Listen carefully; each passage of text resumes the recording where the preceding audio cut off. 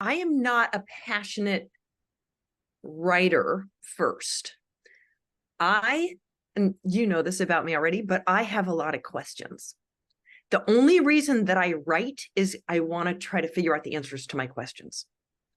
So I don't like when I write an email, I enjoy it, but it's not really like my passion to craft an email. I don't write poetry. I mean, I have a little bit and I like the challenge of it, but it's not, yeah, I don't have a passion for writing. I have a passion for my subject because I have so many questions and I use writing as a tool for figuring out the answers to my questions. I definitely have a regimen, which I use because I love, not because I feel bound to it. It's not like a diet where I can never eat what I want. It's more like a diet where I get to eat exactly what I want, that kind of thing. I love what I'm, this process, which I'll describe to you now. Oh, there was something else I was going to say about that. Anyway, the process is that begins with what I'd call wonder. You have to wonder something. And so I wonder a lot of things about the texts that I read. Some people wonder about pop stars, and so they read People magazine or whatever.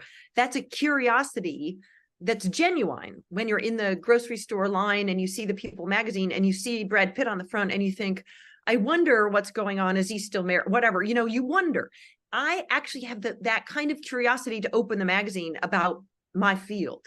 So I start with that. I don't start writing, well, unless I have to, you know, like a recommendation for a student or whatever, where it's, I don't really wonder anything. I just have to write this. But most of my writing happens when I think, what in the world is going on? Like I did a project in the last 6 months where I didn't need this project. And I didn't like the text and didn't want to work on it. But I saw something and I'm like, I think I know what's going on here that nobody else saw. And I'm like, oh, I think I have to write this down. You know what I mean? So I end up in projects that I maybe don't want to be in, shouldn't be in, should be doing other things, have made other commitments and so on. So anyway, wonder, it's super crucial. And I want to really emphasize that because the rest is sort of going to flow from there and you're probably familiar with it. So then I have to ascertain a critical question. A critical question means a question that's answerable. So I can't go, you know, is the New Testament correct or what? That's not an answerable question.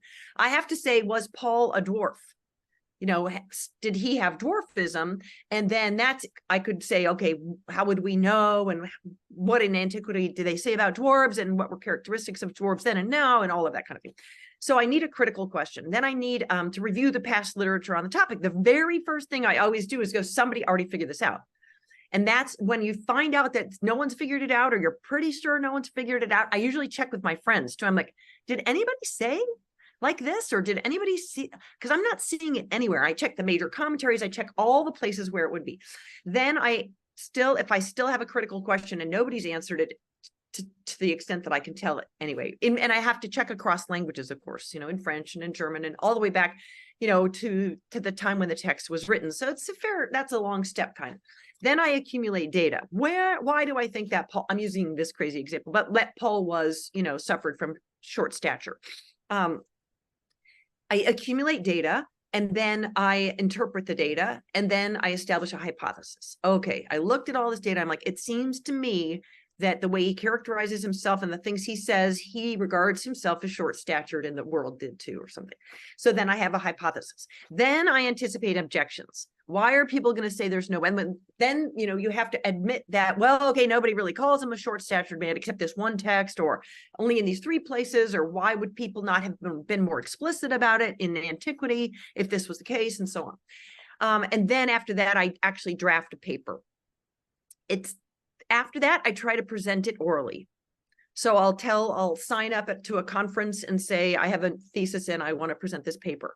That's when you get, you know, feedback. Sometimes it's time to throw the paper in the garbage can after that because you like realize that you weren't really on a path. But I haven't actually had that experience yet knock on wood, because I do all the preparation work. So I'm pretty sure I know what I'm going to get from my audience. And again, I use those graduate student friends of mine, or they used to be graduate students with me. They're adults now.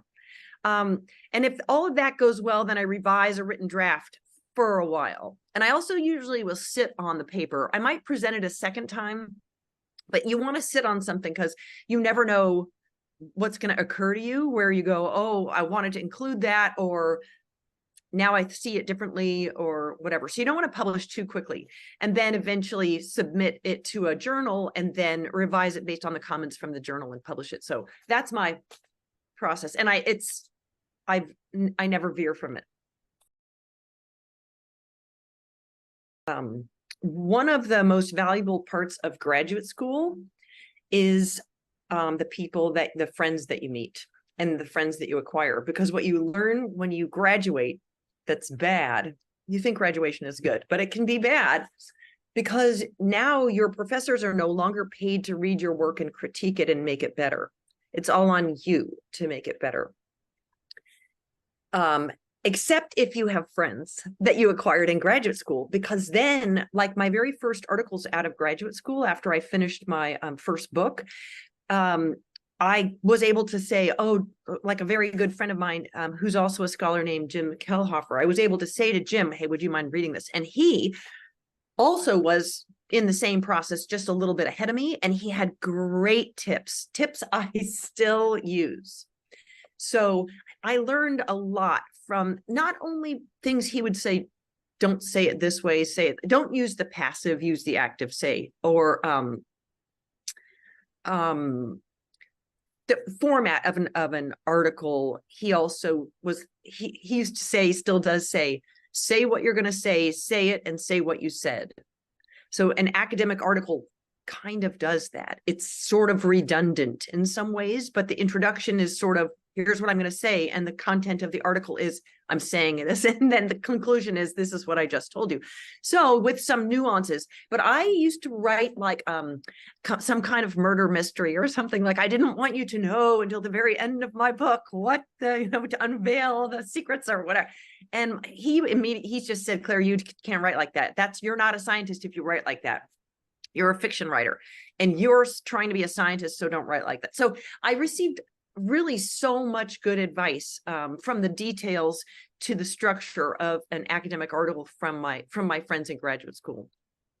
The thing that can be annoying about peer review is when you read the peers' comments and you think they're wrong, or you just think that's like lame, and they think they're right, and you're like, but I'm pretty sure it's lame. It doesn't sound right to me, or you know what I mean? It doesn't sound clean enough or concise enough. So that I would consider one of the real strokes of luck that I've had in my life is to have friends that are really like Jim.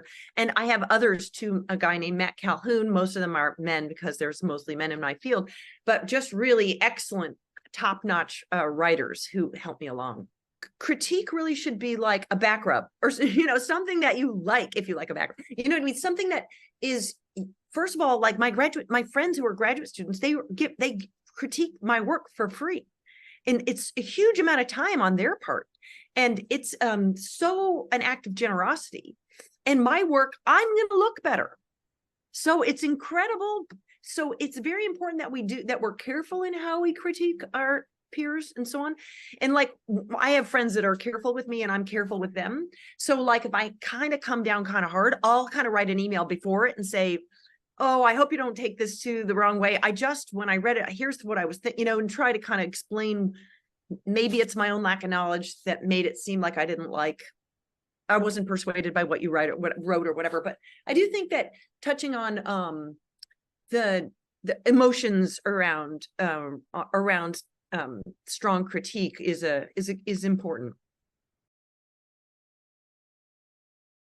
Okay, so the kind of research I do is historical, right? So I'm always picking ancient texts and trying to figure out what they mean, and figure out if we could figure out what they mean. And so it means setting yourself in a different time and place completely, and kind of assuming that you can get your head around what they're saying, right?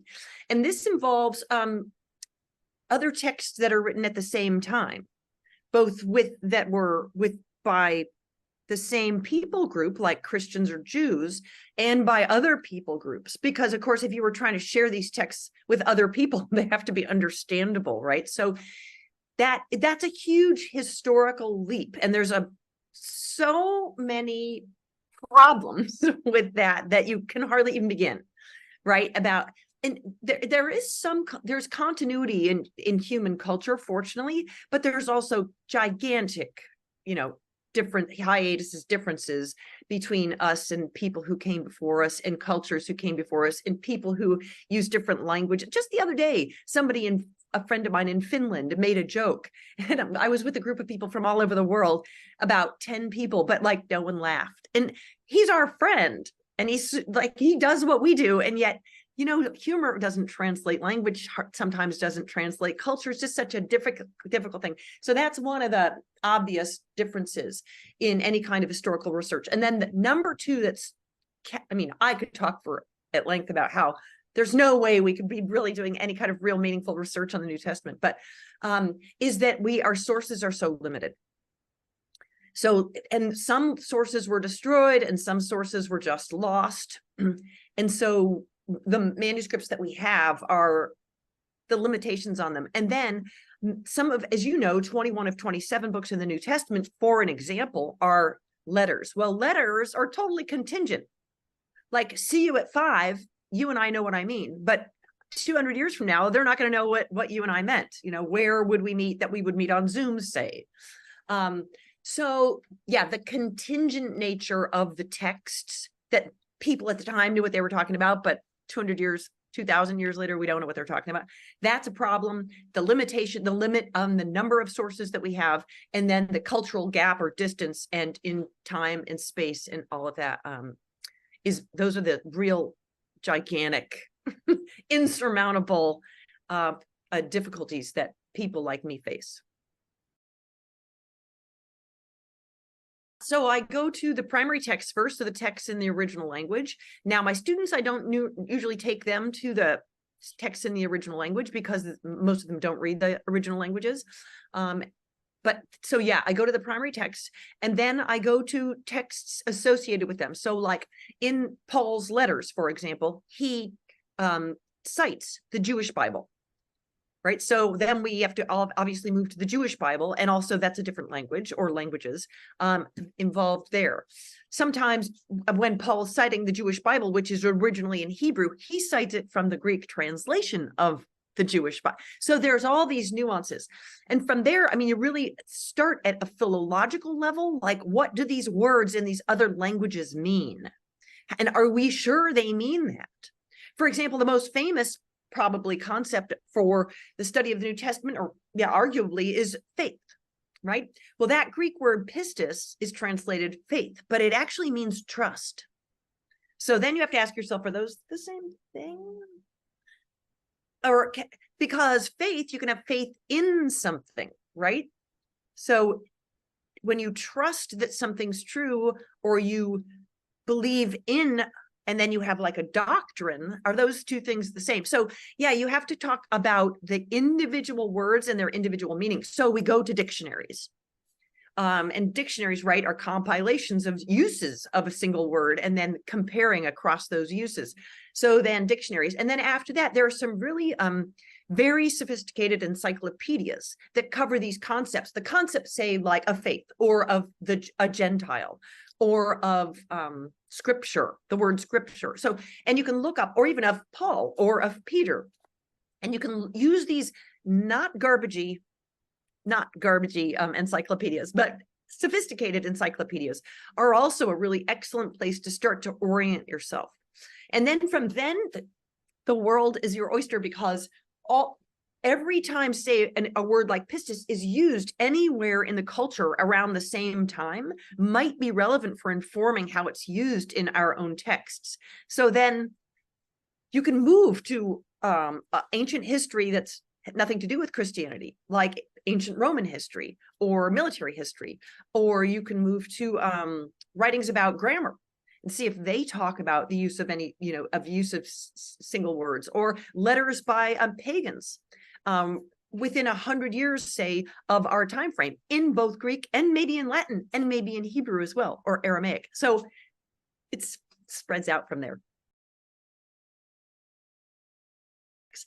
So one thing that students face is that if they don't acquire all the languages, well, then they're always limited in terms of how well they can understand what's happening in these texts.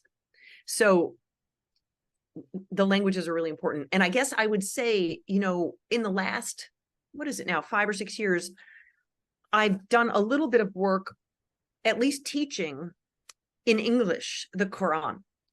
And I don't know Arabic. So I know Hebrew and there's some similarities, but so I can kind of get away with it a little bit with students. But like my Arabic speaking students, I can make correspondences that they understand and are correct. But basically learning Arabic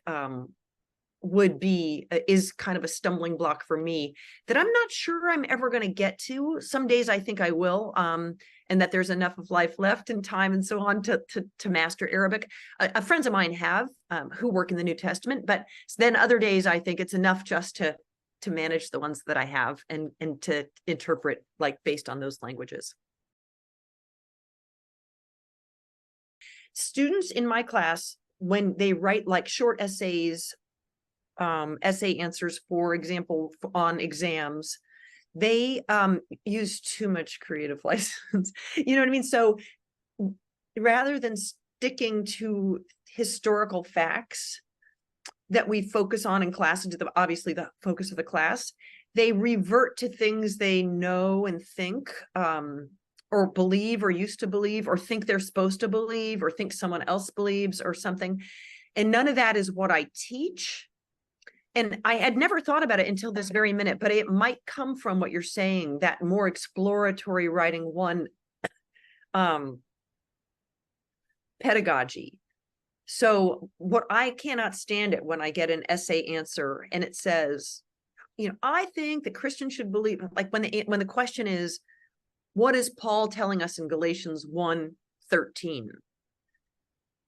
And so even an answer that says Paul is telling us and then quoting Galatians 1:13 might be better than saying, oh, it says that all Christians should believe, and then it's their own dogma. And it's actually, I was trying to teach that is not actually in the text. The questions that I ask and that feedback, the answers that I want, and I tell you, that's what I'm looking for, or that's not what I'm looking for. I'm looking for this or whatever.